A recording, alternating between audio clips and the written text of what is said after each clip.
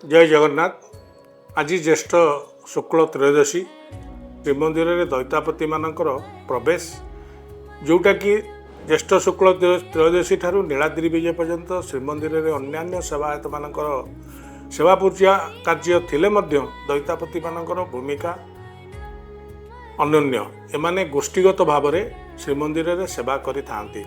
एही ज्येष्ठ शुक्ल त्रयोदशी ठारू सकाळ मंगल आरती ठारू दैतापति माने श्रीमंदिर को प्रवेश करती। दैतापति प्रवेश पर आज संध्यारे माने ठाकुरंकर संध्या धूप बड़ सिंगार भोग सरिबा परे बाहुटी कंठ कार्य आरंभ करा जाए। जय जगन्नाथ।